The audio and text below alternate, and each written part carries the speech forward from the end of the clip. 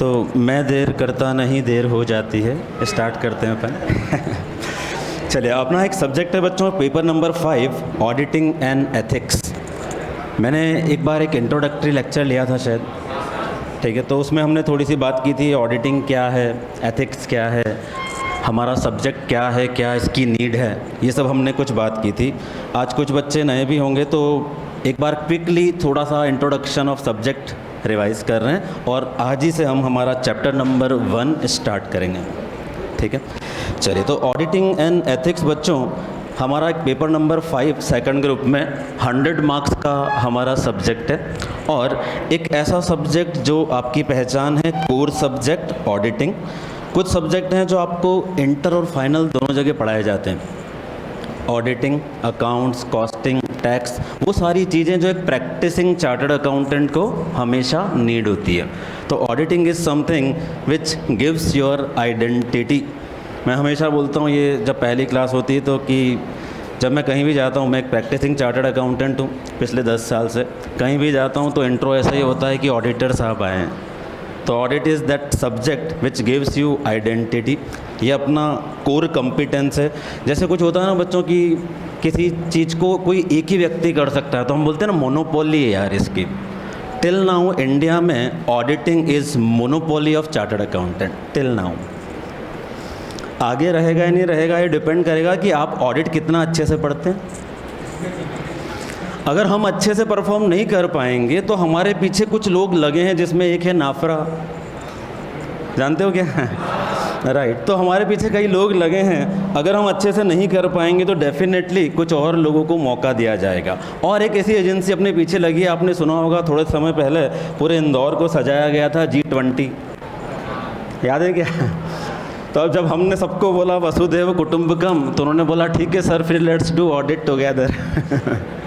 Sir कुछ आप हमारे यहाँ आके कर लेना, कुछ हम आपके यहाँ आके कर लेते हैं। So going forward this will be the reality of profession कि हमारे पास बहुत सारा कंपटीशन होगा, not only from India. India में कैसे होगा सर? CS और CMA, ये दोनों इंस्टीट्यूट भी बार बार गवर्नमेंट को अपना रिप्रेजेंटेशन देते रहते हैं कि सर बताइए ना, हम में क्या कमी है, हम भी तो ऑडिट कर सकते हैं। ऐसा बार बार होता रहता है। तो कहीं ना कहीं कभी न कभी तो ऐसा हो ही जाएगा कि एक भगवान है सीतारमन जी, बोलेंगे तथास्तु, और उनको भी अधिकार मिल जाएगा। तो इसलिए ये डिपेंड करता है कि हम कितना क्वालिटेटिव वर्क कर पाते हैं। अगर आपने क्वालिटी सस्टेन कर ली तो कितने ही लोग आए, क्या फ़र्क पड़ता है? कोई फ़र्क नहीं पड़ेगा। और अगर हम क्वालिटी सस्टेन नहीं कर पाए ऑडिट की, तो निश्चित रूप से हमारे प्रोफेशन को बहुत सारे लोगों से थ्रेट होगा, ठीक है। तो विद दीज वर्ड्स हम ऑडिट की बात करते हैं बच्चों। ऑडिट की क्या ज़रूरत है हमने डिस्कस किया था, जैसे कि जब कोई कंपनी अपने फाइनेंशियल स्टेटमेंट बनाती। अच्छा, आपको थोड़ा आइडिया आएगा क्या होता है ऑडिट? सुना है किसी घर में बिजनेस होगा तो उसके यहाँ ऑडिट होती भी होगी। है किसी घर में ऐसा कोई डिस्कशन, ऑडिट होता है अपना, आपके यहाँ पे होता है? तो क्या है, कंपनी है बेटा कि फर्म है? फर्म है, ओके। और कोई किसी के यहाँ पर ऑडिट होता हो? सब करने ही वाले हैं। सब अपन ऑडिट करने ही वाले हैं। चलो गुड। तो बच्चों ऑडिट क्यों हो रहा है, क्या ज़रूरत है ऑडिट की? तो जब एक कंपनी या फर्म अपने फाइनेंशियल स्टेटमेंट बनाती है, फाइनेंशियल स्टेटमेंट तो जानते हो ना सब, ठीक है। तो जब एक कंपनी या फर्म अपने फाइनेंशियल स्टेटमेंट यानी balance sheet, P&L, cash flow, statement of change in equity, notes to the account, ये सारी चीज़ें प्रिपेयर करती है। ये प्रिपेयर करना क्यों है यार? वाई? क्यों प्रिपेयर करना है? सर साल का प्रॉफिट पता चलना चाहिए। फिर बहुत सारे लीगल नॉर्म्स हैं, जैसे इनकम टैक्स बोलता है कि सर आप ड्यूरिंग द ईयर जितना प्रॉफिट हुआ उस पर टैक्स भरो, राइट। तो सर जब प्रॉफिट निकालेंगे नहीं ईयर का तो टैक्स किस पर भरेंगे? GST बोलता है सर हर महीने के टर्नओवर पर GST भरो। So there are so many laws which governs these thing कि सर आपको अकाउंटिंग कैसे करनी है और फाइनेंशियल स्टेटमेंट कैसे बनाने। तो फाइनेंशियल स्टेटमेंट एक कंपनी ने बनाए। कौन बनाता है फाइनेंशियल स्टेटमेंट? कंपनी का अकाउंट्स डिपार्टमेंट। या हम बोले जिम्मेदारी किसकी है, तो कंपनी के मैनेजमेंट की ये जिम्मेदारी है। कभी भी ये मत सोचना कि चार्टर्ड अकाउंटेंट अकाउंट्स बनाएगा। अपना काम है ऑडिट करना। तो पूरे ऑडिट में अपना ये थंब रूल रहेगा that preparation of financial statement is responsibility of management. वो ही बनाएंगे, हमेशा वो ही बनाएंगे, अपन तो चेक करेंगे। तो अपने को चेक करना सीखना है। तो साहब preparation of financial statement management ने किया। इन फाइनेंशियल स्टेटमेंट को लेकर वो बहुत सारी एजेंसीज के पास जाएंगे। जैसे इनके बेस पर उन्होंने टैक्स फाइल कर दिया कि सर हमारा प्रॉफिट इतना आ रहा है, उसके अकॉर्डिंग हमने इतना टैक्स भर दिया। गवर्नमेंट कैसे मान ले कि सही टैक्स है? जब टैक्स भरने की बारी आती है तो हर आदमी अलग सोचता है, फिर देशभक्ति थोड़ी तो अब जब टैक्स भरने की बारी आती है तो आदमी बोलता नहीं नहीं सर धंधा बहुत ख़राब है सर, अपना प्रॉफिट है ही नहीं इतना, सर आप कम करो सर। तो सर वो कैसे भी करके अपना प्रॉफिट कम करना चाहता है। अब गवर्नमेंट कैसे यकीन करे कि सामने वाले ने करेक्ट टैक्स भरा है? एक रीज़न ऑडिट का। आप बैंक में गए, बैंक से बोला सर लोन चाहिए 5 करोड़ रुपए का, कैसे देगी bank? Bank will see the repayment capacity of the borrower. हर जगह ऐसे ही होगा। अगर आप लोन लेने जाओगे तो सामने वाला ये देखेगा ना भाई चुकाएगा कैसे। इवन दोस्तों में कभी होता है, आपने किसी दोस्त को, अपने रूममेट को बोला यार 1000 रुपये चाहिए, दोस्त का बर्थडे है, गिफ्ट लाना है, घर से नहीं ले सकता, दे दे। दोस्त पूछेगा ना भाई देगा कब? दोस्ती पक्की पक्की, खर्चा अपना अपना, TTMM, तू तेरा मैं मेरा। तो साहब 1000 रुपये आपने दोस्त से अगर उधार लिए तो वो पूछता है यार कैसे चुकाएगा, कैसे देगा, कब देगा? तो क्या बैंक 5 करोड़ रुपए ऐसे ही दे देगा? Bank will do the analysis of credential कि बॉस आप चुकाओगे कैसे, कमाते कितना हो, आपका प्रॉफिट कितना है, how you will repay our loan. तो यार कैसे मान लें कि जो आपने फाइनेंशियल स्टेटमेंट दिए हैं वो प्रॉफिट सही है? तो इन सारे रीजन से जरूरत है एक सब्जेक्ट की जिसका नाम है ऑडिट।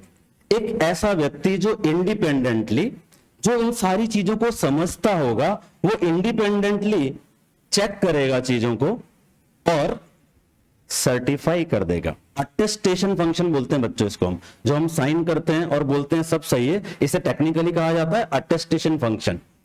तो एक चार्टर्ड अकाउंटेंट जो प्रैक्टिस में है वो इन फाइनेंशियल स्टेटमेंट को चेक करेगा और इन पर रिटर्न में अपनी ओपिनियन देगा, बोलेगा हाँ यार सब सही है, और उस पर अपने ऑटोग्राफ कर देगा साहब। जैसे ही उसके ऑटोग्राफ हुए बैंक बोलेगा welcome, we agree on this profit. Income tax बोलेगा we agree on this profit, आपका टैक्स बराबर है। This is the power of sign off a chartered accountant. ठीक है, एक बार नरेंद्र मोदी जी अपने इंस्टीट्यूट गए थे 75th बर्थडे पर, था ना 1 साल पहले। तब Narendra Modi ji honourable prime minister अपने वहां गए थे, उन्होंने बोला था कि मेरे साइन में वो ताकत नहीं है जो आपके साइन में है। और अपना एक वो है ना पार्टनर्स इन नेशन बिल्डिंग, वो किसने कहा था? दूसरे honourable late president Abdul Kalam जी, जब वो हमारे इंस्टीट्यूट आए थे तब उन्होंने ये लाइन बोली थी कि you guys are the partners in nation building. हमने तुरंत वो लाइन कैच कर ली, आज अपने सब जगह लिखी हुई है, partners in nation building the chartered accountant. तो बच्चों चार्टर्ड अकाउंटेंट का ये जो पावर है ये सब्जेक्ट से आता है। This is what I want to convey कि सब्जेक्ट से हमें पावर आ रहा है क्योंकि ये हमारी मोनोपोली है टिल नाउ। तो ऑडिट की रिक्वायरमेंट मैंने आपको समझाई कि जब कोई कंपनी या फर्म फाइनेंशियल स्टेटमेंट बनाती है, मल्टीपल लोग उन फाइनेंशियल स्टेटमेंट के आधार पर कुछ डिसीजन लेते हैं। बैंक डिसीजन लेगा लोन देना है कि नहीं देना, इनकम टैक्स डिसीजन लेगा कि टैक्स सही है या नहीं, एम्प्लॉय डिसीजन लेगा कि यार इंक्रीमेंट कितना होगा, बोनस कितना मिलेगा, इन्वेस्टर सोचेगा कि इस कंपनी में पैसा लगाएं कि नहीं लगाएं, डिविडेंड दे पाएगी कि नहीं दे पाएगी company. So many people took decision based on the financial statement। इसका रिलायबिलिटी एस्टेब्लिश करने के लिए हमें जरूरत है ऑडिट की। ठीक है, जानते हो ना इधर वालों को भी? अरे इधर वालों को जानते हो कि नहीं? ठीक है, the Thalaiva, the great Rajinikanth साहब, इनमें तो दोनों को जानते हो आप, बराबर है। चलिए, तो जो हमने डिस्कशन किया व्हाई ऑडिट, उसी बात को मैंने यहां लिखा बच्चों। यूजर्स ऑफ फाइनेंशियल स्टेटमेंट, बहुत सारे ऐसे लोग हैं जो अलग अलग रीजन से फाइनेंशियल स्टेटमेंट यूज कर रहे हैं और उन लोगों को ये एक्सेस नहीं होता है कि वो जाके बुक्स चेक कर लें। होता है क्या? आपने लॉ पढ़ लिया, क्या बुक्स ऑफ अकाउंट्स में इंस्पेक्शन करने का अधिकार हर किसी को है? शेयर होल्डर को है क्या? शेयर होल्डर को? अरे शेयर होल्डर तो मालिक होते हैं ना कंपनी के, है क्या? No, even shareholder can not access the books any time. No, they can ask question in AGM, पर ऐसा नहीं कि आज मूड हो गया चलो रिलायंस पे चलते हैं बुक्स देख के आएंगे। तो साहब शेयर होल्डर को या किसी भी पर्सन को इन बुक्स का एक्सेस नहीं है जिनके आधार पर फाइनेंशियल स्टेटमेंट बने हैं। तो फिर हमारे बीच में ये कड़ी को पूरा कर रहा एक व्यक्ति जिसका नाम है auditor. Auditor in books of accounts को चेक करेगा based on his knowledge, experience and training. Based on his experience, knowledge and training, ये तीनों अपने कोर्स में है बच्चों। ट्रेनिंग 2 साल का आर्टिकलशिप, नॉलेज तो आपको क्या कहें बहुत हो जाएगी, राइट? नॉलेज बहुत सारी हो जाएगी। एक्सपीरियंस इंस्टीट्यूट कोशिश करता है आपको एग्जाम नहीं हो जाए।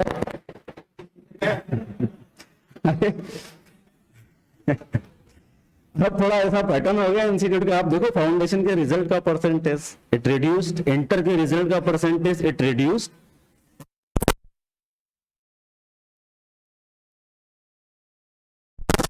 वैल्यू क्यों है? Because their entrance system itself is very tough. बोले क्यों ना अपन भी ऐसा, तो शायद इंस्टीट्यूट का वो मूड चल रहा है। आप देखो फाउंडेशन का result it substantially reduce from the past years. तो ऐसा सब चलता रहता है बीच बीच में। तो साहब नॉलेज, ट्रेनिंग और एक्सपीरियंस के आधार पर ये knowledgeable person in books of accounts records को चेक करेगा और रिटर्न में अपनी ओपिनियन देगा कि बॉस फाइनेंशियल स्टेटमेंट में सब ठीक है। ऐसी ओपिनियन को हम कहते हैं ऑडिट रिपोर्ट। और ये ऑडिट रिपोर्ट जो होती है पब्लिक एट लार्ज को अवेलेबल है। इस रिपोर्ट के आधार पर सब लोग डिसीजन लेते हैं। तो this is what the audit, concept of audit. पहले आपका कोई ऐसा ही लेमन वाला कोई डाउट हो जनरल तो पूछ लीजिए, फिर आगे बढ़ते हैं। क्या आप लोग बड़े होने के बाद जब सीए बन जाओगे तो अपने घर में जो भी बिजनेस है भाई का या जिसका भी फादर का, उसका ऑडिट कर पाओगे क्या? नहीं कर पाओगे। क्यों? क्यों नहीं कर पाओगे बच्चों? Related party. अच्छा, ओके। कहाँ लिखा रिलेटेड पार्टी ऑडिट नहीं कर सकती?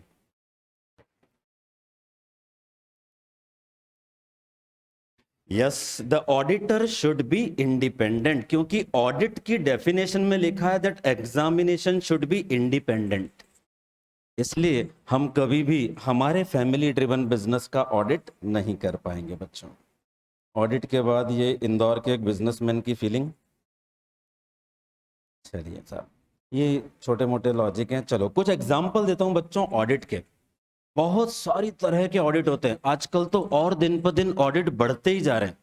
ढेर सारे ऑडिट होते हैं हर चीज का। देखो जहां जहां फाइनेंशियल है, पेमेंट है, वहां वहां चेकिंग है। करेक्ट है ना? हम तो रेस्टोरेंट में जाते हैं, वहां भी लास्ट में बिल पेमेंट करने से पहले चेक करते हैं। अरे करते हैं ना? दूध वाले का हिसाब हर मंथ अपनी मम्मी अपने को देती, ले चेक कर बेटा। तो for all the financial payments, all the expenses, जहां जहां जरूरत होती है हम हमेशा चेक करते हैं before we make the payments. तो फिर ऑडिट इसी रीजन से हर जगह पर बढ़ता जा रहा है। तो कुछ एग्जांपल रेस्पेक्टिव एक्ट्स के अंदर, जैसे टैक्स ऑडिट, कंपनी ऑडिट पढ़ लिया क्या आपने लॉ में कि चल रहा है? चल रहा है। तो फिर तो वहां पे आपने पढ़ा ही होगा ना, who can be appointed as an auditor of company. नहीं पढ़ा? नहीं पढ़ा? 140 सेक्शन 140 नहीं पढ़ा अभी? ओके, तो वहां बच्चों पढ़ के बहुत अच्छा लगेगा आपको कि only A chartered accountant of the company can be auditor. Only A chartered accountant can be the auditor of the company. चलो, तो टैक्स ऑडिट होता है बच्चों इनकम टैक्स के अकॉर्डिंग, कंपनी ऑडिट होता है कंपनीज एक्ट के अकॉर्डिंग, जीएसटी ऑडिट होता है जीएसटी एक्ट के अकॉर्डिंग। तो 3 एक्ट में तो पारंगत होना ही पड़ेगा, बराबर है? क्यों पढ़ा रहे हैं आपको सब सब्जेक्ट में? लॉजिक बता रहा हूँ यार, क्यों पढ़ा रहे हैं सब आपको। वरना कभी कभी पढ़ते हुए ऐसा लगता होगा ना यार चाहिए ही नहीं जीएसटी लाइफ में, गब्बर सिंह टैक्स नहीं चाहिए अपने को। तो क्यों पढ़ा रहे हैं बेटा? लॉजिक है ना यार। गवर्नमेंट ऑडिट, आप लोग अगर अखबार वगैरह पढ़ते हैं तो थोड़े दिन से इंदौर में एक बहुत न्यूज़ चल रही थी, नगर निगम में एक घोटाला हुआ आईएमसी इंदौर में। थोड़ा बहुत कुछ आइडिया, पढ़ते हो अखबार अखबार कि डायरेक्ट मूवी के रिव्यू पे ही ज्यादा जाते हो? तो बहुत दिन से ऐसी खबरें आ रही हैं इंदौर के अंदर, आप देखना। तो गवर्नमेंट ऑडिट क्या होता है, जो गवर्नमेंट ऑर्गेनाइजेशन जैसे इंदौर नगर निगम हो गया, या बहुत सारी गवर्नमेंट कंपनीज, कौन सी, गेल भेल सेल, बहुत सारी है ना ऐसी, इन सब का ये सारे ऑडिट कहलाते हैं बच्चों गवर्नमेंट ऑडिट। ऑपरेशनल ऑडिट ये एक नए तरह का ऑडिट है, ऑपरेशनल ऑडिट। कई बार एक कंपनी का मैनेजमेंट को लगता है कि यार जैसा मैंने सोचा था वैसा काम हो रहा है कि नहीं हो रहा है, तो वो इसके लिए एक चार्टर्ड अकाउंटेंट को बोलते हैं, सर हमारा एक सेट प्रोसीजर है कि ये काम ऐसे ऐसे ऐसे होना चाहिए, सर आप चेक करो ना ये इसी तरह से हो रहा है कि नहीं हो रहा है। This is called operational audit. बच्चों एक चार्टर्ड अकाउंटेंट के साथ यही एक बेनिफिट है कि हमारे पास इतना सारा ज्ञान आ जाता है कि हम कोई भी चीज कर सकते हैं। तो ये जो ऑपरेशनल ऑडिट है, दिस इज समथिंग, किताबों के बाहर भी किताबें बहुत है, ऐसा ऑडिट है। बहुत सारी तरह की चीजें होती है जो इस तरह से आपको प्रैक्टिकली होती हैं। सेक्रेटल ऑडिट और कॉस्ट ऑडिट, बच्चों ये दो ऑडिट हैं जहां हम नहीं कर सकते। सेक्रेटल ऑडिट कौन करता है? CS, company secretary. Cost audit CMA. ये दो audit chartered accountant can not perform.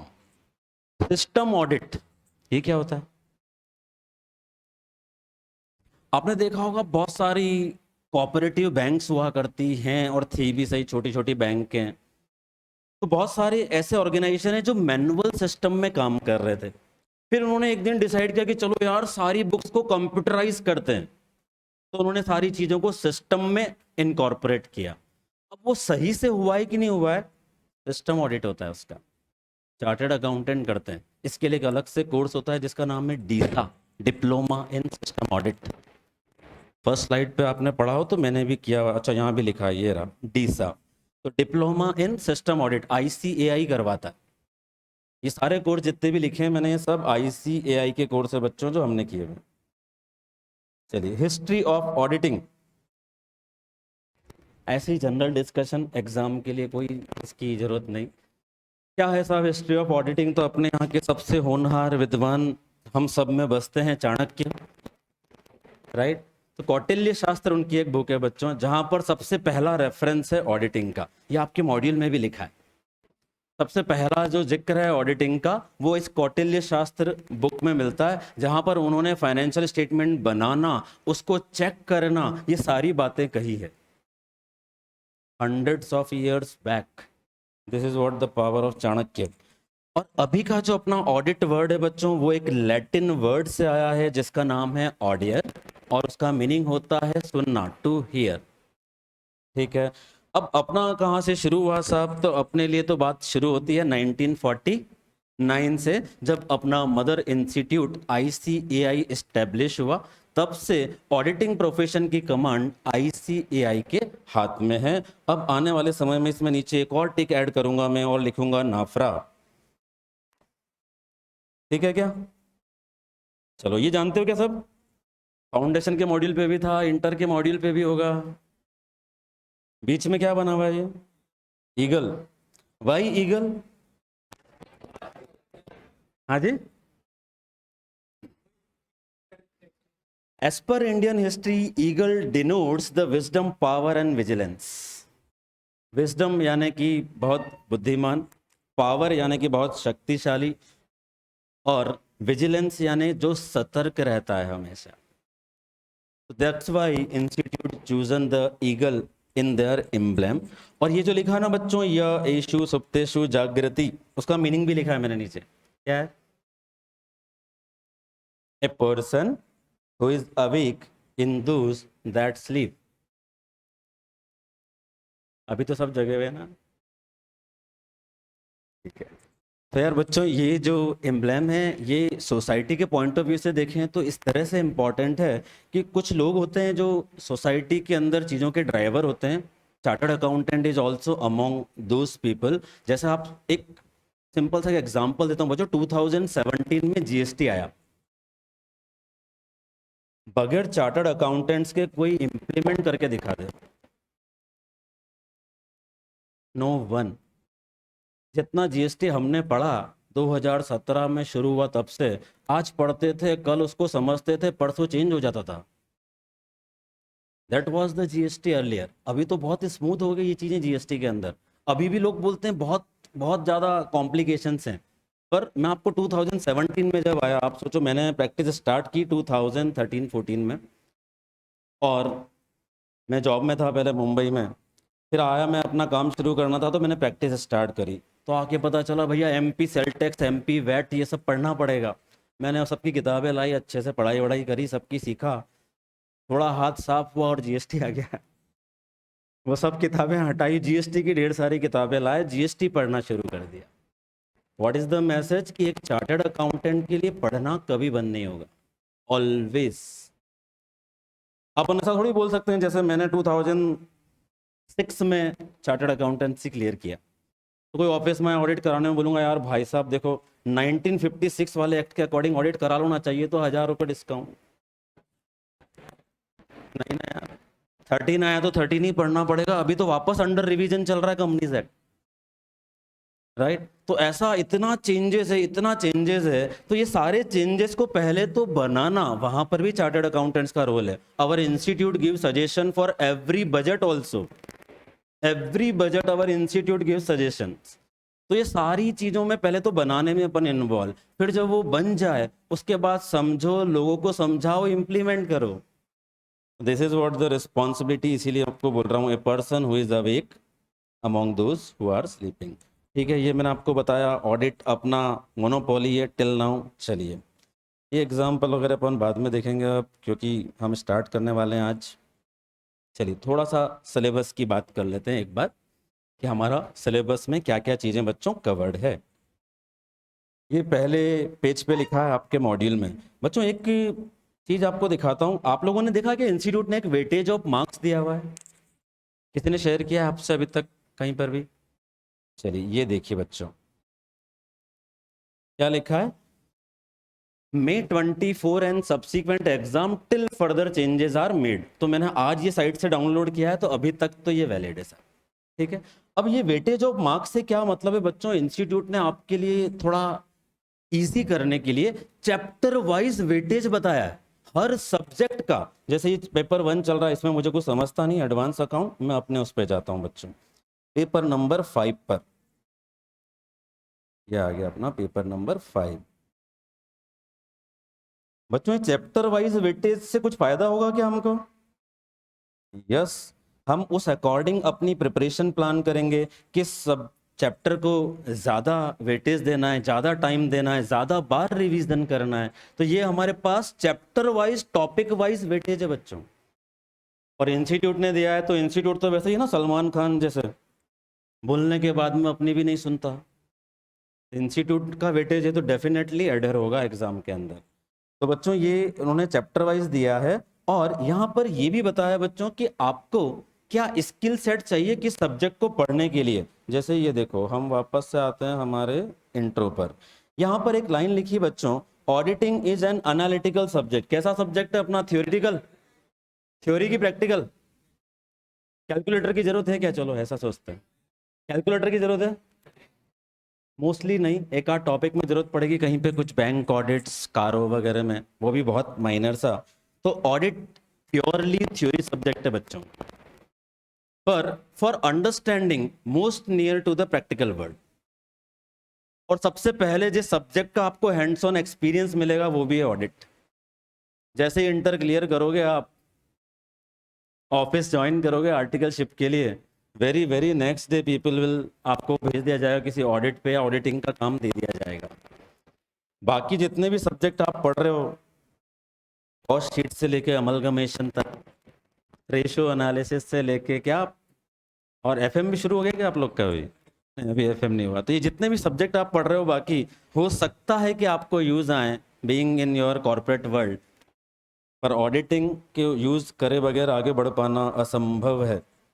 So auditing एक थियोरेटिकल सब्जेक्ट है, प्रैक्टिकल उसकी वैल्यूज हैं। हम बहुत सारे प्रैक्टिकल एग्जांपल्स के साथ सब्जेक्ट को पढ़ने की कोशिश करते हैं, इसीलिए मैंने यहाँ ऐसा लिखा है बच्चों कि सबसे पहले आपको सब्जेक्ट को अंडरस्टैंड करना है। जब तक आप समझोगे नहीं, उसे लर्न नहीं कर सकते। तो वो जो होता है रट रट के पढ़ने वाला तरीका, इंस्टीट्यूट ने एग्जाम पैटर्न में बहुत चेंज किया है अभी। अब इंस्टीट्यूट डायरेक्ट क्वेश्चन नहीं पूछ रहा। आप पिछला जो अभी लेटेस्ट अपना अटेम्प्ट गया है उसके कोई भी रिव्यू यूट्यूब से पढ़ लेना, किसी भी फैकल्टी के किसी भी सब्जेक्ट के, सब बार बार ये बोल रहे हैं कि पास्ट एग्जाम के डायरेक्ट क्वेश्चन नहीं आए हैं। तो अब वो पैटर्न थोड़ा सा शिफ्ट हो गया है। इंस्टीट्यूट चाहता है आप चीजों को प्रैक्टिकली अप्लाई करें, इस तरह से पढ़ें। तो आपको केस स्टडी बेस्ड पेपर आ रहा है।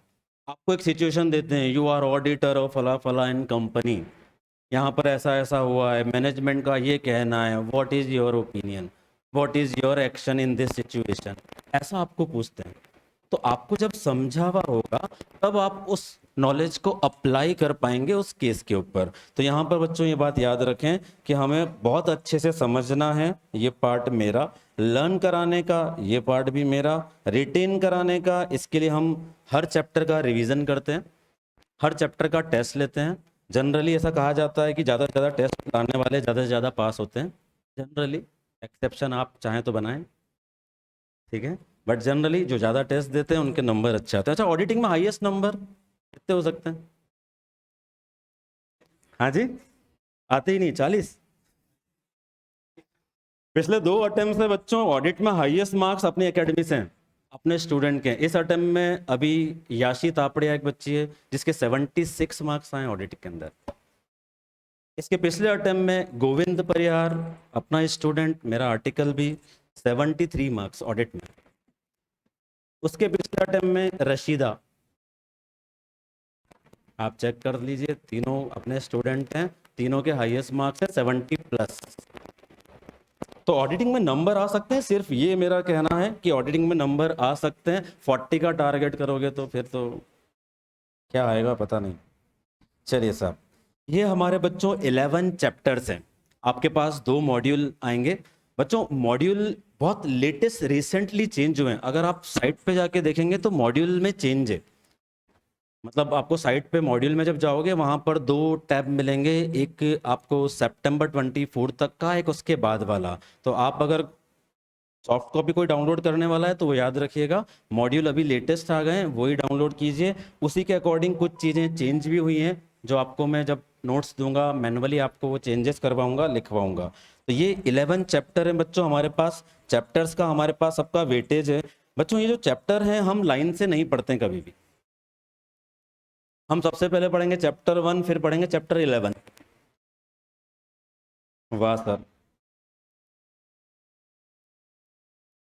ठीक है। ऐसा इसके लिए बच्चों मैंने पूरे कोर्स को एक लॉजिकल वे में बांटा हुआ है कि कौन सा चैप्टर का नेक्सस किस चैप्टर के साथ बन सकता है, लॉजिकल कनेक्शन क्या है। चैप्टर 1 जब हम पढ़ते हैं उसके बाद हम चैप्टर 11 पढ़ते हैं। इवन मैंने तो सजेशन में भी भेजा हुआ है कि चैप्टर 11 को 2 बनाओ, कि चैप्टर 11 नहीं 2 होना चाहिए। जब आप पढ़ेंगे तो आप भी मान जाएंगे ये बात कि हाँ सर ये चैप्टर 2 ही होना चाहिए। तो आज चैप्टर 1 स्टार्ट करेंगे बच्चों। एग्जाम पैटर्न, ये तो अब आप लोगों ने फर्स्ट ग्रुप पढ़ लिया, इसलिए मैंने थोड़ा सा सब क्विकली गो थ्रू किया कि नाउ यू अंडरस्टैंड कि कैसे है सब सब्जेक्ट। तो हमको एमसीक्यू आते हैं बच्चों 30 मार्क्स के। आसान है क्या ये? बच्चों ये थोड़ा टफ पार्ट है क्योंकि केस स्टडी बेस आते हैं और पढ़ के चारों आंसर लगते हैं, वाह कवि ने क्या खूब कहा है, चारों बातें मस्त है, एकदम सही सही लग रही चारों बातें। तो थोड़ा केस स्टडी बेस आता है, इसके लिए प्रिपरेशन करेंगे, बहुत सारी तैयारी करेंगे। फिर उसके बाद पेपर बच्चों ऑडिट का थोड़ा लेंदी है। लेंदी इन द सेंस कि हमारे को 70 मार्क्स का जो बचा हुआ पेपर है उसके अंदर हर क्वेश्चन में फिर वापस से सब 4 क्वेश्चन है। वो 4 क्वेश्चन 4+4+3+3 ऐसा। तो नंबर ऑफ क्वेश्चन बहुत सारे हो गए जो हमें आंसर करने हैं। तो इसी के लिए मैं आपको शुरू से ये सजेस्ट करूंगा कि आप ज़्यादा से ज़्यादा टेस्ट दें हर थ्योरी सब्जेक्ट के, एटलीस्ट राइटिंग प्रैक्टिस करें, टाइम मैनेजमेंट अपना इम्प्रूव करें। अदरवाइज ऑडिट में 100 मार्क्स का पेपर अटेम्प्ट होना इटसेल्फ इज चैलेंज। तो इसके लिए थोड़ा सा अपनी राइटिंग प्रैक्टिस को आप अच्छे से कंटिन्यू कीजिएगा। आपका कोई क्वेश्चन है तो पहले वो बताइए, अदरवाइज हम चैप्टर 1 का एक इंट्रो स्टार्ट करेंगे आज ही। एनीथिंग, कुछ भी किसी को पूछना है तो बता दो।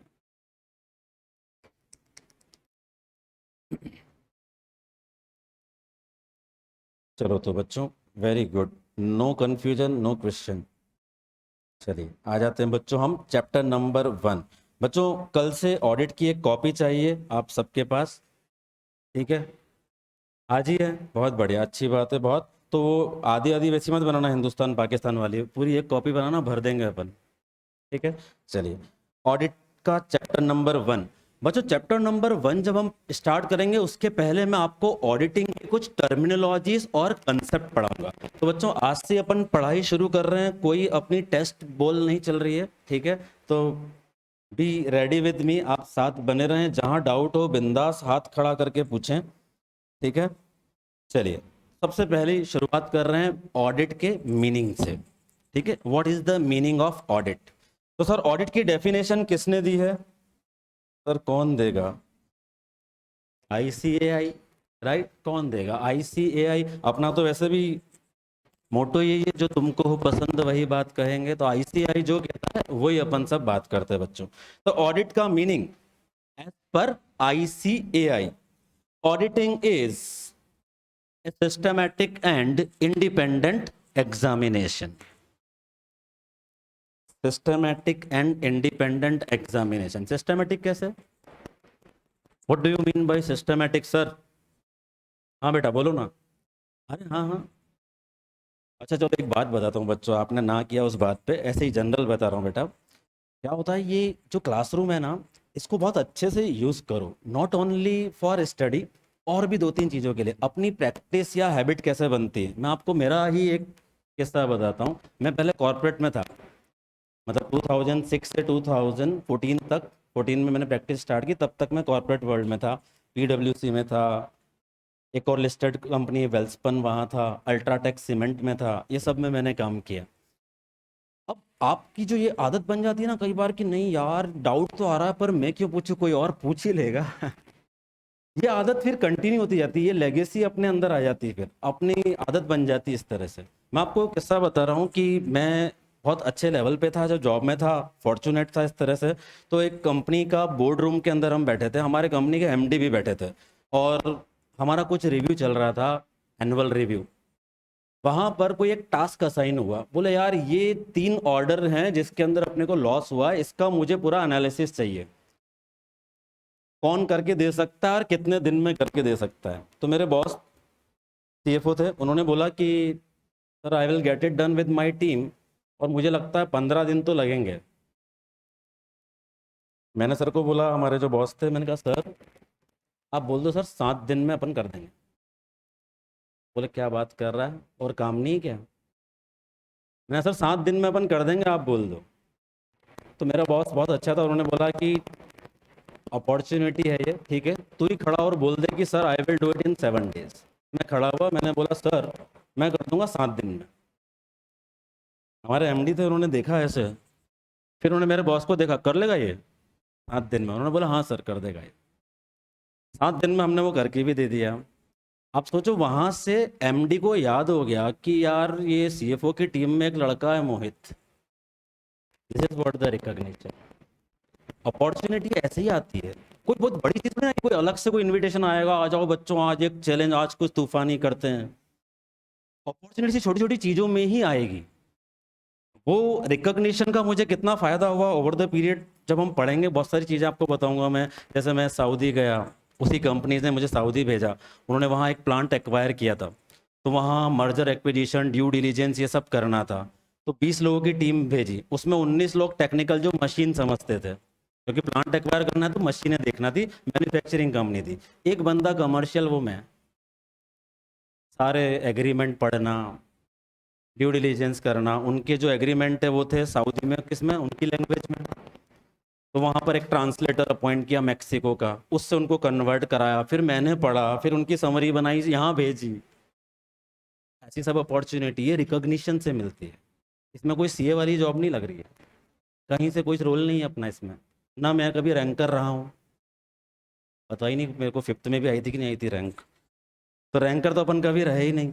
तो ऐसा अपॉर्चुनिटी बहुत कई चीज़ों में बन जाता है। तो क्लास में भी ऐसा ही एक्टिव रहो, आदत बनाओ, लॉजिकल क्वेश्चन पूछो, जिससे आपका रिकॉग्निशन बने, आपका थॉट प्रोसेस डेवलप हो, ऐसा हैबिट बनाओ। साथ ही साथ क्लास में अपना अच्छा नेटवर्किंग भी बनाओ। अपने में और एमबीएस में बस यही फर्क है, उनके पास एल्यूमिनाई होती है, अपने पास अपनी बेंच।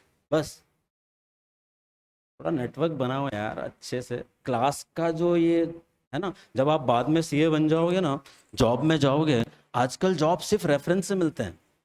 रेफरेंस से कैसे? जैसे अगर मैं आज किसी को फ़ोन करूं, भाई जॉब में आना है, तो 2 5 8 कंपनियों में तो मेरे दोस्त हैं ही सीएफओ, कुछ ना कुछ तो हो ही जाएगा। आपका नेटवर्क कैसे बनेगा? यहीं से तो बनेगा। वो बीकॉम वाले सब दोस्त तो अपने क्लाइंट बनने वाले हैं, वो सब क्लाइंट है अपने, छोड़ना मत उनको, वो सब क्लाइंट बनने वाले हैं अपने।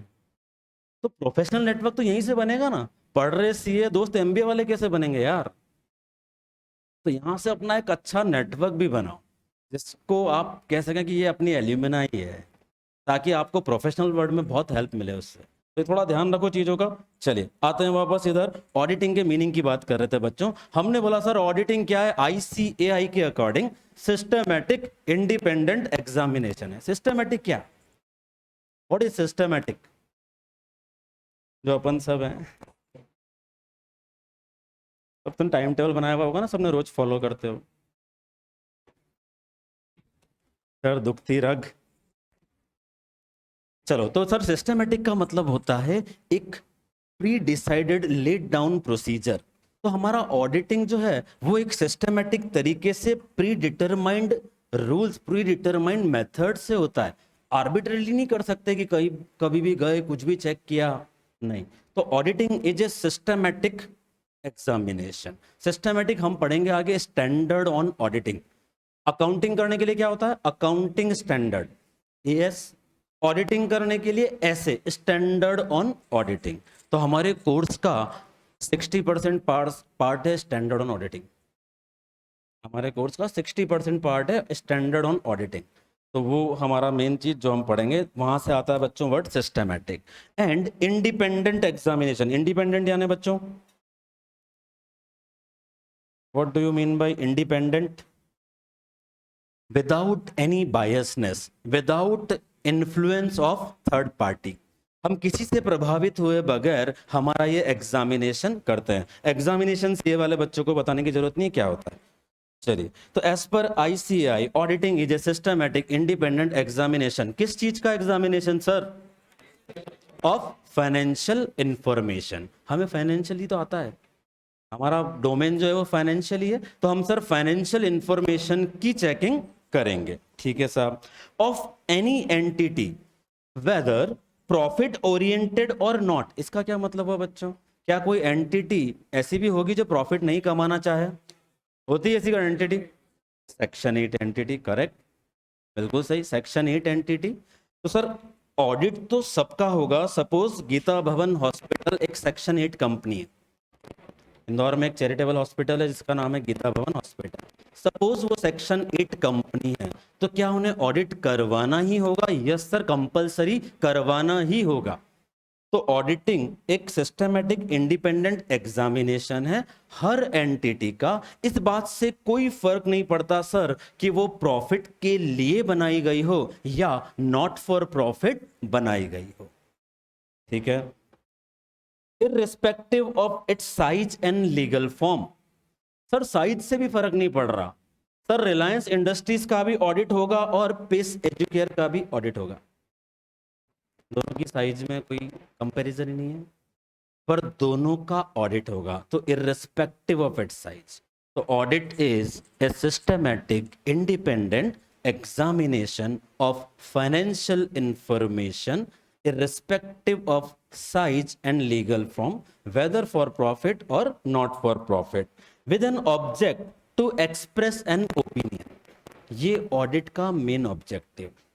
सर आपने चेकिंग करी, जब तक आप लिखकर बताएंगे नहीं कैसे सबको पता चलेगा कि आपकी चेकिंग का रिजल्ट क्या है? So with an objective to express an opinion thereon। Opinion यानी हमारी ऑडिट रिपोर्ट। हम हमारी ओपिनियन देते हैं और बताते हैं कि यस सर फाइनेंशियल स्टेटमेंट में सब ठीक ठाक है।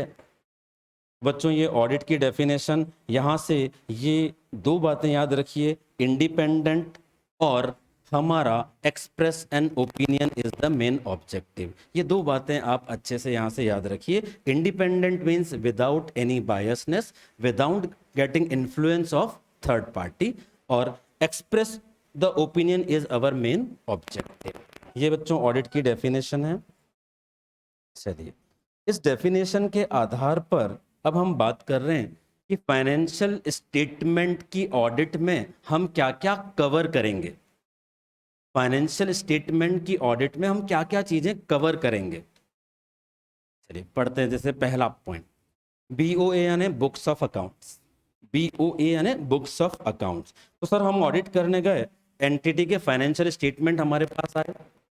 उस फाइनेंशियल स्टेटमेंट में सबसे पहले ये देखना पड़ेगा ना कि वो बुक्स से मैच हो रहे हैं कि नहीं हो रहे हैं। बुक्स मतलब sales book, purchase book, cash book, bank book, वो सारी बुक्स हैं अपनी, यानी बुक्स ऑफ अकाउंट्स। तो फाइनेंशियल स्टेटमेंट बुक्स से मैच हो रहे हैं कि नहीं हो रहे हैं, ये देखना है। क्या कैसे देखोगे जरा, चलो बताओ मुझे। आपको सेल्स चेक करना है। टेल मी, सेल्स चेक करने के लिए क्या क्या चीजें चेक कर सकते हो आप? क्या चेक करेंगे बेटा? Sales book, okay, sales voucher, ठीक है, सेल्स इनवॉइस, सेल्स बुक, और कुछ? Anything else? और कुछ चीज जो आप चेक करना चाहेंगे to ensure that sale is correctly shown in the profit and loss account? हाँ बेटा, इन्वेंट्री, ओके, हाँ बेटा, डेटर्स, ओके, ठीक है,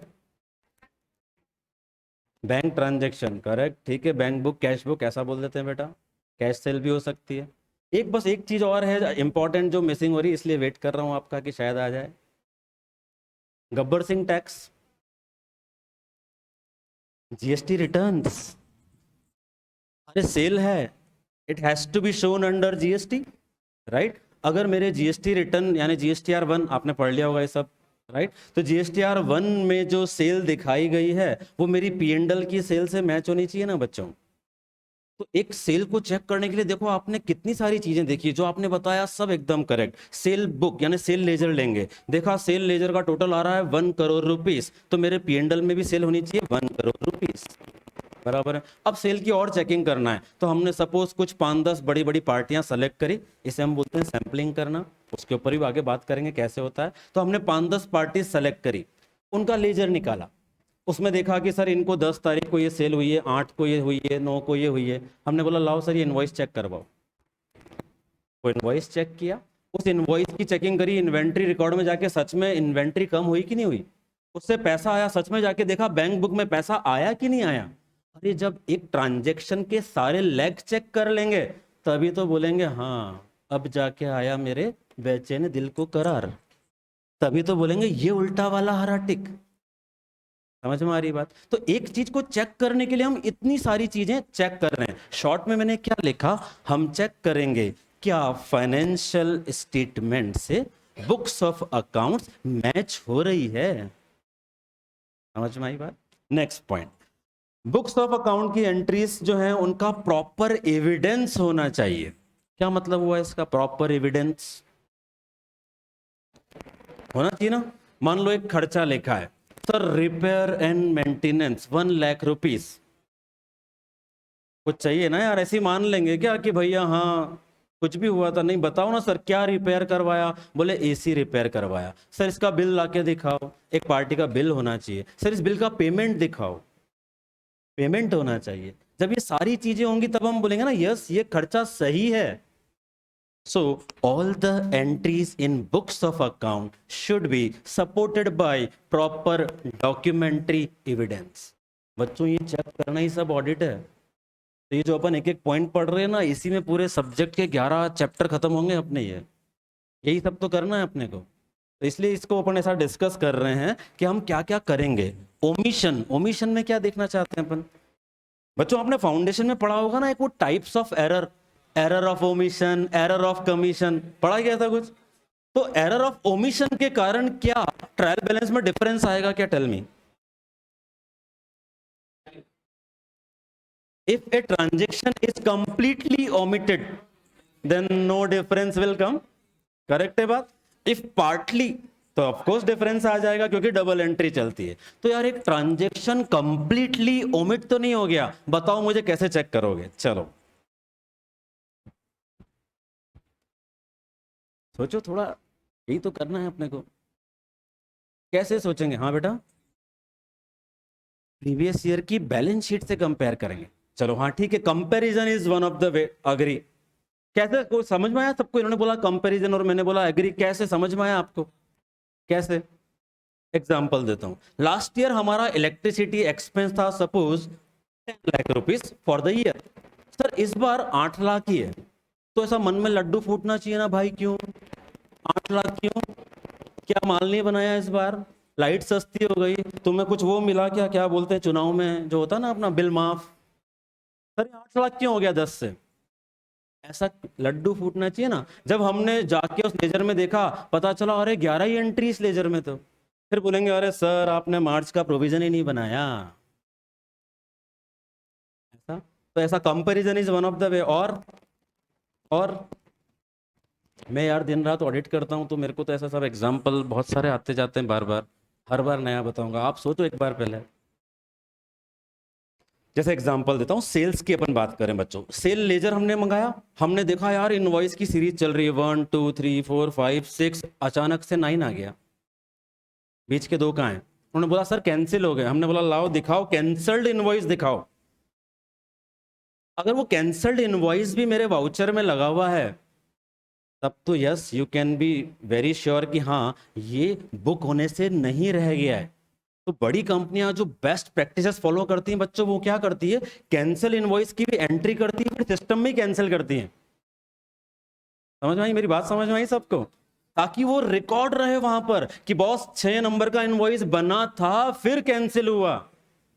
तो जब भी आपको ऐसा एक मिसिंग सीरीज मिले वाउचर का या सेल का, तुरंत मन में लड्डू फूटेगा और बोलेंगे बॉस बताओ ये कहां है, दिखाओ आप तो cancel sir.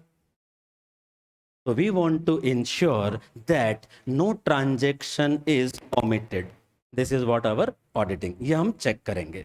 Next, clear and unambiguous. ये क्या हुआ सर? बुक्स ऑफ, हम बोल रहे हैं फाइनेंशियल स्टेटमेंट जो है ना वो क्लियर होने चाहिए, अनएम्बिग्यूशियस यानी भ्रामक नहीं होने चाहिए सर, कोई कंफ्यूज ना हो जाए उनसे।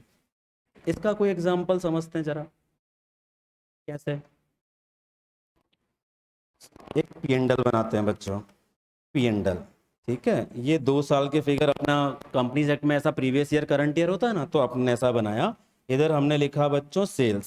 सर इस साल में सेल है 10 करोड़, पिछले साल में सेल थी 18 करोड़।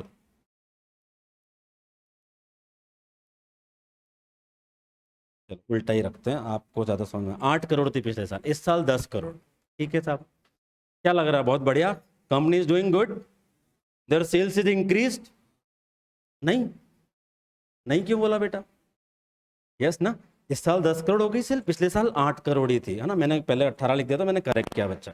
तो अब 8 करोड़ सेल से 10 करोड़ हो गए। हमने बोला वाह यार कंपनी बहुत बढ़िया, इसके शेयर तो खरीद लेने चाहिए। फिर उन्होंने एक इंफॉर्मेशन थी जो अपने को बताई नहीं। क्या वो इंफॉर्मेशन थी कि ये 10 करोड़ की जो सेल है इसमें 5 करोड़ सेल ऑफ असेट शामिल है। अगर ये इंफॉर्मेशन ना बताऊं कि बॉस ये 10 करोड़ में 5 करोड़ अपनी जमीन बेची उसका है, तो क्या सही डिसीजन होगा? हो गया ना एम्बिग्यूशियस? समझ में आई बात? हो गया ना एम्बिग्यूशियस। अरे उल्टा इसका तो लॉस हो रहा है, एक तो इसकी लैंड बिक गई, दूसरा टर्नओवर 8 की जगह 5 करोड़ ही रह गया। भाई बेचो इसके शेयर, बाहर निकलो, ये तो टाइटैनिक है। अरे अपना ओपिनियन चेंज हो गया ना अभी। तो हम ये देखेंगे कि जो फाइनेंशियल स्टेटमेंट बनाए गए हैं वो यूजर के लिए कहीं एम्बिग्यूशियस या भ्रामक तो नहीं है। तो हम कोशिश करेंगे जितनी भी चीजें जैसी भी हों उस तरह से सही तरीके से वो दिखाई जाए। This is what the role of auditor. Next आते हैं बच्चों, amount, classification and disclosure according to accounting standard. ये तो समझ में आ रहा है। कंपनी ने ड्यूरिंग द ईयर एक नया एसी खरीदा, उसको पीएनडल में डाल दिया, चलेगा क्या? चलेगा क्या? नहीं चलेगा। क्यों? क्यों नहीं चलेगा? क्यों नहीं चलेगा? Sir this is a capitalised item, it is capital expenditure to be capitalised as an asset. Sir you cannot charge it as a revenue expense, नहीं चलेगा। कौन मना करता है? सर अकाउंटिंग स्टैंडर्ड मना करता है ना, अकाउंटिंग स्टैंडर्ड मना करता है ना sir. So what we will ensure कि जितना भी अमाउंट फाइनेंशियल स्टेटमेंट में दिखाए गए हैं उनका classification for revenue and capital और उनका disclosure as per accounting standard हो, ये भी हम इंश्योर करेंगे। इसीलिए आपको इतने सारे अकाउंटिंग स्टैंडर्ड पढ़ाए जा रहे हैं बच्चों। Next, truly and Fairlie presented asset and liabilities, profit and loss. Truly and Fairlie यानी जो जैसा है वैसा दिखा दो, सच सच बता दो। तो हमारी कोशिश होती है कि जितनी भी चीज़ें हुई हैं वो सब फाइनेंशियल स्टेटमेंट में सही से बता दी जाएं। इतनी सारी चीज़ें चेक कर लेंगे अगर, तो सर जो फाइनेंशियल स्टेटमेंट हैं वो किसी को भी मिसलीड नहीं करेंगे। अगर इतनी चीज़ें चेक कर लेंगे तो फाइनेंशियल स्टेटमेंट किसी को भी मिसलीड नहीं करेंगे। क्या इस पे कोई क्वेश्चन बन सकता है? पढ़ो बच्चों ये क्वेश्चन, क्वेश्चन नंबर 1 जो लिखा है ऊपर कर देते बेटा, ये लो आंसर भी आ जाएगा। कर दिया। क्वेश्चन दिख रहा है बच्चों सबको कि नहीं? रीड करता हूं एक बार। The person conducting audit should take care to ensure that financial statement would not mislead anybody, explain stating clearly the meaning of audit. बच्चों मैं आपको ये दिखाना चाहता हूं कि ऑडिट में क्वेश्चन कैसे बन रहा है। ये सेंटेंस अपने मॉड्यूल में ये जो 5 पॉइंट है उसके ऊपर लिखा है। जो सेंटेंस मैंने यहाँ लिखा ये एग्जैक्टली सेंटेंस मॉड्यूल में लिखा है। The person conducting audit should take care to ensure that financial statement should not mislead anyone. और उसके नीचे उन्होंने ये एक्सप्लेनेशन दे दिया कि ऑडिटर ये सारी चीजें चेक करेगा। अब हमको ये सेंटेंस देते हैं, बोलते हैं explain. That's why the audit paper becoming tough, इसलिए थोड़ी सी चीज़ें ऐसी हो रही हैं। उसी चीज़ को ध्यान में रखते हुए हमने भी हमारी स्ट्रैटेजी थोड़ी चेंज की है। हम सारी चीज़ें मॉड्यूल से कवर करेंगे। मतलब ऐसा नहीं बोल रहा हूँ कि नोट्स नहीं देंगे, नोट्स रेडी हैं, ये आपको मिल जाएंगे कल, ठीक है। पर हम सारी चीज़ें चैप्टर ख़त्म होने के बाद मॉड्यूल से कवर करेंगे। साथ ही साथ एक और चीज़ है बच्चों जो मैं हमेशा बच्चों को दे रहा हूँ, this is hand written notes, जिसका रिस्पॉन्स बहुत अच्छा है। बच्चों का कहना है एग्ज़ाम वाले दिन सिर्फ इसी से पढ़ा है हमने, हैंड रिटन नोट्स। इसके अंदर मॉड्यूल, अपना नोट्स, पास्ट एग्जाम के क्वेश्चन सब कुछ है बच्चों। देखो मैं आपको क्वेश्चंस भी दिखाता हूँ, ये देखो सारे पास्ट एग्जाम के क्वेश्चन भी मैंने यहाँ डाले हुए हैं। और ये आपको दूंगा नहीं, क्लास में हम रिवीजन इससे करते हैं। ये रिवीजन हम जब करेंगे हर चैप्टर खत्म होने के बाद उसका एक रिवीजन होता है, फिर उसके बाद टेस्ट लेता हूँ मैं, क्योंकि चैप्टर 7 में तो कई बार आप गोल हो जाता है कई बार। तो चैप्टर खत्म होने के बाद हम उसका एक रिवीजन लेते हैं, उसके बाद टेस्ट लेते हैं। वो रिवीजन इस हैंड रिटन नोट से कराऊंगा, फिर ये हैंड रिटन नोट्स आपको शेयर भी करूंगा, उसके बाद ही टेस्ट लूंगा। तो आप अगर साथ साथ पढ़ते रहेंगे तो मुझे पूरा यकीन है कि इस बार भी हमारे क्लास से 70+ का स्कोर होगा। तो बच्चों कंटिन्यू करेंगे कल, अभी टाइम हो गया, आई थिंक सर आ गए बाहर। ठीक है चलो, बहुत बढ़िया मैसेज आया, सर ने बोला है 5-10 मिनट आप और ले लीजिए। तो बजाय कि आप लोग धूप में चाय पीने जाएं, हम 10 मिनट और डिस्कशन कर लेते हैं, ठीक है? अरे धूप कितनी है, कहाँ जाओगे चाय पीने यार। चलो एक और डिस्कशन कर लेते हैं छोटा सा, audit versus accounting and audit versus investigation. याद है क्या किसी को मैंने किया था डिस्कशन? याद है क्या कुछ? चलो कोई बात नहीं, वापस से करते हैं। चलो बताओ फटाफट, ऑडिटिंग एंड अकाउंटिंग में क्या डिफरेंस है? एकदम अलग अलग तो चीज है सर, क्या राइट ना, एकदम अलग अलग चीज है ऑडिटिंग और अकाउंटिंग में। डिफरेंस पूछ रहे हैं फिर भी, बताओ ना तो फिर, बोलो यार। हाँ हाँ आप बताओ, अरे आप ही, हाँ। अरे पीछे वाले से ही पूछ रहे हो तो अपॉर्चुनिटी ग्रैब करना, मैंने बताया ना। बताओ आप। हाँ ठीक बात है बेटा, हम इसको ऐसा बोल सकते हैं कि for auditing there is a prescribed qualification that is chartered accountant. For accounting anyone can do, BCom can do, BCom यानी बी कॉम। वो ऐसा ही है, आप देख लेना, आप कहीं पर भी अगर ऐसा देखो कि कहीं गवर्नमेंट में वैकेंसी निकली हो बीकॉम रिक्वायर्ड, तो बताना मुझे, मैंने देखी नहीं आज तक। तो वो कोर्स तो बन गया, लेकिन मुझे ऐसा लगता है कि वो बी नहीं है, बे है।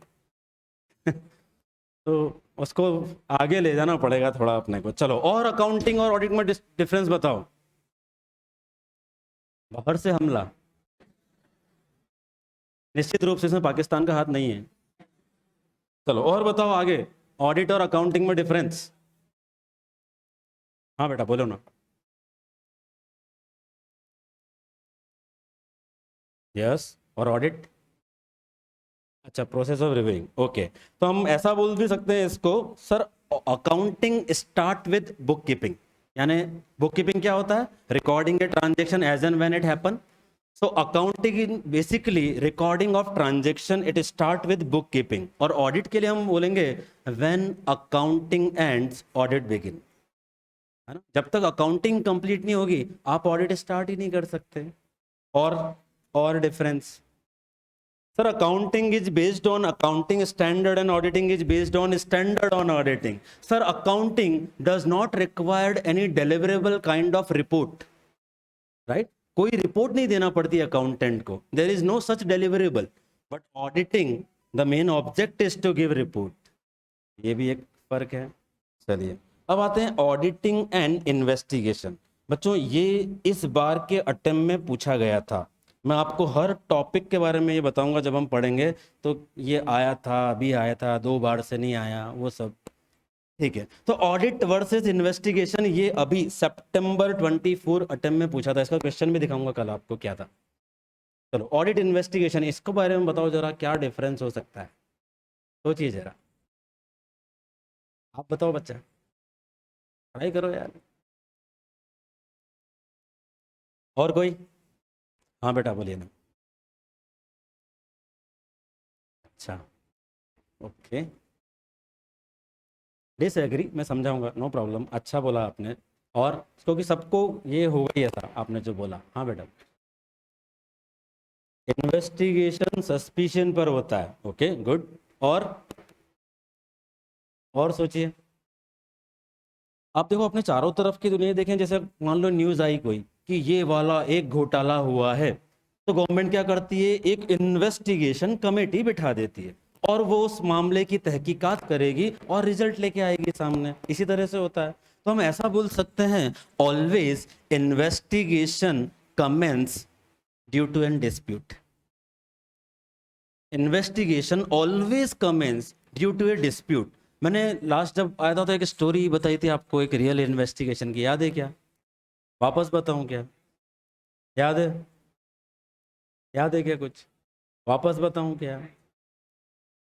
स्कूल का एक ऑडिट किया था, बताया था, याद आया? हाँ करेक्ट। बसेस, कैंटीन के एक्सपेंसेस बहुत ज़्यादा थे, ये सब बात बताई थी। तो बच्चों इन्वेस्टिगेशन और ऑडिट में क्या फ़र्क है, वहाँ से अगर हम बात करें, ऑडिटिंग जो होता है वो बुक्स ऑफ अकाउंट्स तक लिमिटेड रहेगा, बुक्स के बाहर नहीं जाएंगे। जैसे इस बात को समझाता हूँ मैं, एक कंपनी है वो बहुत लॉस में है सपोज, ठीक है, हम उसका ऑडिट कर रहे हैं, बहुत लॉस में है कंपनी। कंपनी ने ड्यूरिंग द ईयर अगर एक नई कार खरीदी अपने डायरेक्टर्स को ऑफिस से घर, घर से ऑफिस ड्रॉप करने के लिए, तो क्या एज एन ऑडिटर आप क्वेश्चन करोगे क्या, क्यों सर आपने BMW नहीं क्यों खरीदी, हमारी नैनो ले लेते पुरानी? ऐसा क्वेश्चन कर सकते हो क्या? No, no, not at all. आपका क्या टास्क है? आपको बुक्स के बाहर नहीं जाना है। बुक्स के बाहर नहीं जाने का मतलब, सर बुक्स में जो ट्रांजैक्शन हो गए हैं उनके पीछे क्यों हुए हैं ये बात नहीं करना है आपने। सर आपने इस पार्टी को कम रेट में क्यों बेचा? अरे मेरी मर्जी, बेच दिया। सर आपने आपकी रिलेटेड पार्टी को ज्यादा रेट में क्यों बेचा? हमारा क्वेश्चन ये नहीं है क्यों बेचा, हमारा जॉब क्या है कि सर आपने रिलेटेड पार्टी को बेचा ना, बहुत बढ़िया किया सर। अब फाइनेंशियल स्टेटमेंट में नीचे एक नोट है sir, transaction with related party, उधर दिखाओ ये ट्रांजैक्शन, फिर देखते हैं एजीएम में क्या हंगामा होता है। आप तो वहां दिखाओ। अपना काम है ये इंश्योर करवाना कि वो रिलेटेड पार्टी के नोट्स में आ जाए। हम ये क्वेश्चन नहीं पूछेंगे कि आपने उसको क्यों बेचा, कम पे क्यों बेचा, ज्यादा में क्यों बेचा, ये नहीं पूछ रहे। तो इस बात को मैं टेक्निकली कैसे बोल रहा हूं? Audit is up to the books of account and investigation is beyond books of account. Investigation में तो हम यही सोचते हैं ना, यार क्यों हुआ, कैसे हुआ, कब हुआ, राइट, ये सब बात इन्वेस्टिगेशन, पर ऑडिट नहीं। तो ऑडिट और इन्वेस्टिगेशन के अंदर एक मेन डिफरेंस है बुक्स ऑफ अकाउंट वाला। दूसरा, हमने बोला investigation start with in dispute, पर ऑडिट के लिए तो ऐसी कोई जरूरत ही नहीं है। अपन तो सबसे शांति प्रिय लोग हैं, जियो और जीने दो वाले। चार्टर्ड अकाउंटेंट का डिस्प्यूट से कोई लेना देना नहीं है अपना, राइट। तो ऑडिट के लिए ऐसी कोई रिक्वायरमेंट नहीं है। तीसरा डिफरेंस, क्या इन्वेस्टिगेशन के लिए कोई क्वालिफिकेशन प्रिस्क्राइब्ड है? हो नहीं सकती। इन्वेस्टिगेशन अलग अलग चीजों का होगा, हर बार अलग मुद्दा होगा। अपने यहाँ कोई सेम बात थोड़ी लड़ता है बार बार, ना घोटाले सेम तरह के होते हैं, अलग अलग तरह के होते हैं।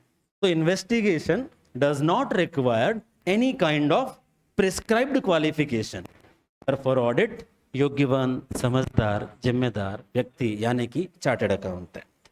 और सर इन्वेस्टिगेशन की रिपोर्ट का कोई फॉर्मेट नहीं, ऑडिट की रिपोर्ट का फॉर्मेट है। सर इन्वेस्टिगेशन कितने भी सालों का एक साथ हो सकता है। किसी कंपनी में कुछ फ्रॉड हो गया, कोर्ट ने बोला जाओ इनके 5 साल के खाते चेक करके आओ, इन्वेस्टिगेशन। पर audit generally for 1 year only. Sir investigation part का भी हो सकता है, जैसे हमें किसी ने बोला सर आप इनके सिर्फ खर्चे चेक करके आओ, सिर्फ एक्सपेंसेस। पर क्या ऑडिट में ऐसा हो सकता है क्या कि ये P&L को आधा फाड़ ले, इधर से इधर का ऑडिट कर ले, इधर का छोड़ दे? नहीं हो सकता। तो जनरली फॉर एंटायर थिंग। तो बच्चों ये ऑडिट और इन्वेस्टिगेशन का जो क्वेश्चन आया है वो हम कल डिस्कस करेंगे, उसका आंसर भी डिस्कस करेंगे। और जैसा मैंने आपको बताया ये इतना स्ट्रेट सीधा सीधा क्वेश्चन नहीं आया है, ऐसा स्ट्रेट सीधा क्वेश्चन नहीं आया है। तो उसके लिए भी बात करेंगे इन्वेस्टिगेशन पे क्या क्वेश्चन बन सकता है। छोटा सा लास्ट टॉपिक बच्चों, ऑडिटिंग और अकाउंटिंग में रिलेशनशिप बताएं। जितना भी बच्चों हम पढ़ रहे हैं ना, ये कुछ भी एग्जाम में आ सकता है, क्योंकि 3 मार्क्स का जब क्वेश्चन होता है तो वो क्या करते हैं, ऐसी कोई चीज देते हैं, 3 टॉपिक आपको देते हैं, ये ऑडिटिंग का इन 3 सब्जेक्ट से रिलेशन बताओ, 1 मार्क्स ईच, 1 मार्क्स ईच। तो इसलिए ऐसा कुछ भी छोड़ना नहीं। अगर छोड़ने जैसा होता तो मैं 10 साल से पढ़ा रहा हूँ, छोड़ ही चुका होता है, राइट। तो छोड़ने जैसा होगा तो मैं आपको बताऊंगा कि इसको छोड़ सकते हैं यार बेटा, अपने आप पता चलेगा जब हम मॉड्यूल देखेंगे। तो ये जो भी पढ़ रहे हैं छोड़ने जैसा नहीं है कुछ भी। तो अब अकाउंटिंग और ऑडिटिंग में रिलेशनशिप है तो बहुत आसान है, लिख सकते हैं सर अकाउंटिंग का ही ऑडिट होता है, तो अकाउंट्स और ऑडिटिंग का क्लोज रिलेशनशिप है। हम अकाउंटिंग नॉर्म्स को ही ऑडिटिंग में चेक करते हैं। हमारी ओपिनियन जो होती है वो अकाउंटिंग की रिलायबिलिटी के बारे में ही होती है। ये रिलेशनशिप हो गया। बस 1 मिनट और लास्ट पूछता हूँ, चलो स्टेटिस्टिक्स से कोई रिलेशनशिप हो सकता है क्या अपना? ये मत बोलना सर फाउंडेशन में थी। स्टेटिस्टिक्स से अपना कोई रिलेशनशिप हो सकता है क्या बच्चों?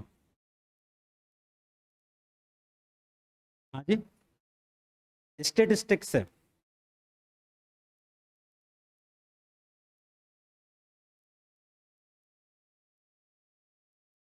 Correct, very good. हम चीजों को सैंपल बेसिस पर चेक करते हैं। जब हम सैंपलिंग करते हैं तो वहां हम स्टेटिस्टिकल के कुछ प्रिंसिपल यूज करते हैं। जैसे आपने सुना होगा ना रैंडम टेबल, वो सब स्टेटिस्टिक्स के वर्ड हैं, वो सब अपने कोर्स में आएंगे आगे। हम उन थ्योरीज को यूज करके बच्चों स्टेटिक्स का यूज करेंगे। कल चैप्टर 1 में आगे बढ़ते हैं बच्चों। Thank you so much.